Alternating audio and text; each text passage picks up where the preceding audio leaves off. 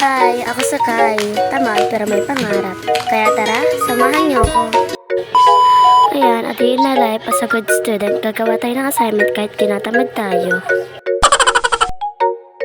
Ang subject pala nito isa English. Pero wag niyo lang pansinin yung mga kako dyan kasi medyo hagard-hagard tayo dyan mga te.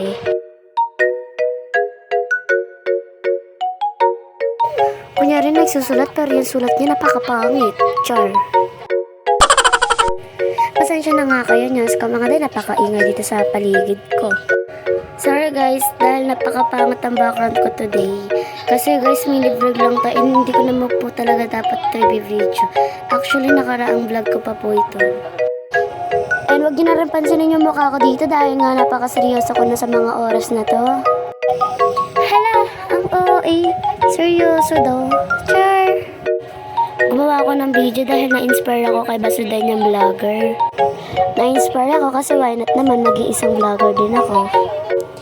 Kaya sa mga magiging basher ko dyan, kuwara na para naman meron na akong taga-suporta. Hala, ang OA suporta. Ayan guys, sorry wala pa akong maisip na content. Komenta lang kayo ng mga pwede kong i-content at gagawin ko po yan. Sa mga oras na to is napapagod na ako, di niyo ba halata sa mukha ko?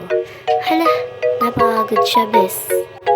Keme, hindi napapagod ang isang gangstang katulad ko. Charis, hindi tayo magiging gangsta for today's video mga day. Sa mga oras nga po pala niya nakakaramdam na ako ng pagod at nakakaramdam na rin ako ng ngalay dahil nga po wala tayong table. Dahil talagang tinamad lang ako kumuha ng table dahil nasa pababa pa, kung bababa pa ako ay tinapagod ako doble-doble pa. Charis. Para sa mga oras niya mga day, nagka-times up na lang ako dyan, hindi ko na mapinta yung itsura ko. At ayan, kwento ko nga po pala sa inyo about sa basher. Kung magkakaroon nga po pala ako ng basher, more blessing. Charis, hindi ganun mga day. Kung isa ka rin sa nangangarap na mag-iisang vlogger katulad ko, gora lang, ipaglaban natin to. Oo, ipaglaban. Pero seryoso mga day, kasi wala namang masama kung mangangarap ka, diba? Kaya sa mga taong nagda-down sa akin, sige ipaglaban niyo, wala akong pake. Hala, ang UI naman ito ng personality na to. Yun lang, thank you for watching. Don't forget to like, follow, and share.